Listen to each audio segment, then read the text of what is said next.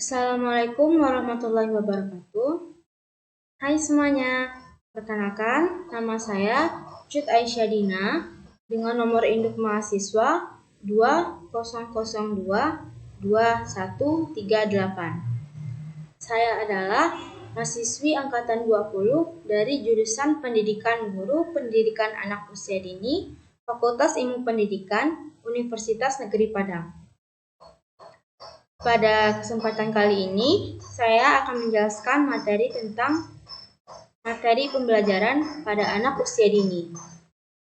Yang mana video ini saya tujukan untuk memenuhi tugas ujian tengah semester pada mata kuliah Perencanaan Pembelajaran Anak Usia Dini dengan dosen pengampu Ibu Dr. Neni Mahyudin MPD. Pada pembahasan materi ini, saya akan mengambil materi pada pertemuan 6 di silabus, yaitu materi pembelajaran pada anak usia dini. Learning and learning are activities that cannot be separated in human life. With learning, humans can develop their potential. Learning is a process of interaction between students and educators and learning resources in a learning environment.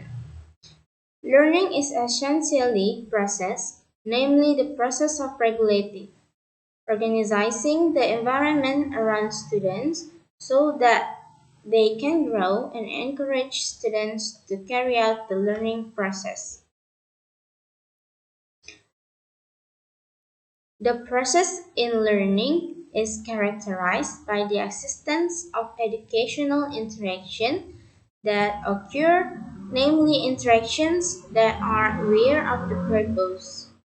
Learning materials are information, tools, and texts needed for planning and reviewing the implementation of learning as well as to assist in teaching and learning activities in the classroom, so that they are arranged systematically to display a complete picture of competencies that will be mastered by students in the learning process.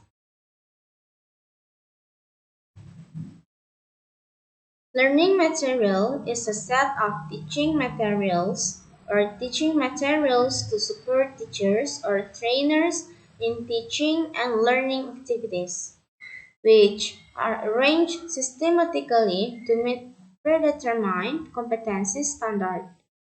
In another sense, learning materials are information, tools, and texts needed to plan and review the implementation of learning and support teaching and learning activities in the classroom, so that it is a complete map of the abilities obtained by the student learning process that is systematically arranged to be presented. Lalu bagaimana cara mengembangkan materi pembelajaran berdasarkan tema dan subtema? Tema adalah topik yang menjadi payung untuk mengintegrasikan seluruh konsep dan muatan pembelajaran melalui kegiatan main dalam mencapai kompetensi dan tingkat perkembangan yang diharapkan. Subtema adalah penjabaran dari gagasan utama yang telah ditetapkan sebagai tema. Subtema minimum berisi 2 gagasan dari setiap tema yang telah ditetapkan. Pelaksanaan tema dan subtema dapat dilakukan dalam kegiatan pengembangan melalui kegiatan bermain dan pembiasaan dalam kehidupan sehari-hari. The theme is not a learning goal, but a means to integrate the overall attitude in the knowledge and skills to be built. Determining the theme is not only easy to apply, but it is necessary to pay attention to several principles so that the learning carried out is more interesting and in-depth. Therefore, in determining the theme, it is important that it begins with identification of the theme and at the same time the child's interest in a particular topic. Prinsip-prinsip dalam memilih tema Ditjen PAUD dan PMDP PAUD 2015. Dalam menentukan prinsip-prinsip pemilihan tema harus memenuhi 4 prinsip, yaitu kedekatan, kesederhanaan, kemenarikan, dan keinsidentalan. Teknik mengembangkan tema dalam tema kurikulum 2013 pada pendidikan anak usia dini tidak lagi ditetapkan oleh pemerintah, tetapi lebih bersifat fleksibel, di mana lembaga PAUD, guru dan pendidiklah yang menentukan tema pada pembelajaran.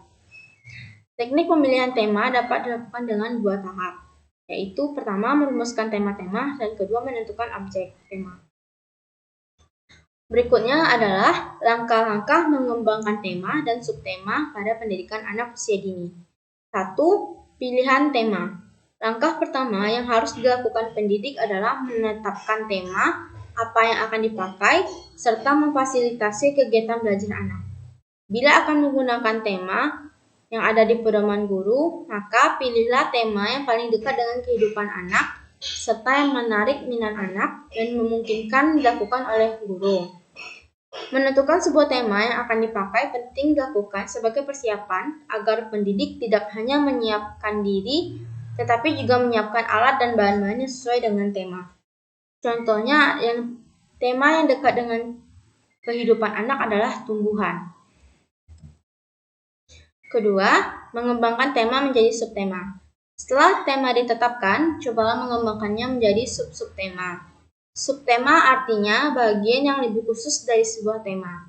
Caranya adalah dengan memikirkan apa saja terkait dengan tema yang telah dipilih.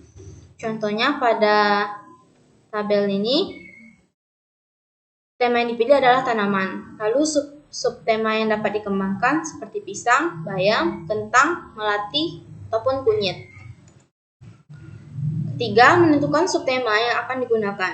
Dari sekian banyak subtema yang dikembangkan dari sebuah tema, pilihlah beberapa subtema yang diperkirakan paling menarik bagi anak. Contohnya berdasarkan gambar di atas, mengembangkan dari tema tanaman.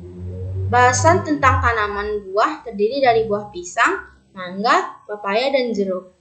Dari keempat subtema tersebut ditetapkan apakah semuanya akan diambil atau hanya sebagian dari subtema tersebut saja.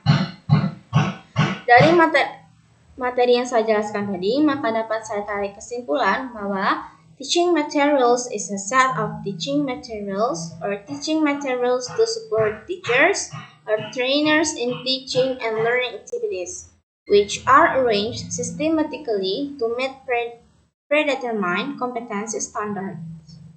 Learning materials are chosen as optimally as possible to assist students in achieving competency standard and basic competencies. Topics that become umbrella for integrating all concept and learning content through play activities in achieving the expected competence and level of development. Subtem, the elaboration of the main idea that has been set as a theme.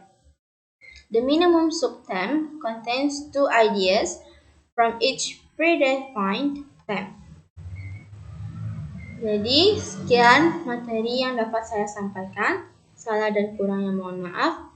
Terima kasih telah menonton video ini. Assalamualaikum warahmatullahi wabarakatuh. See you.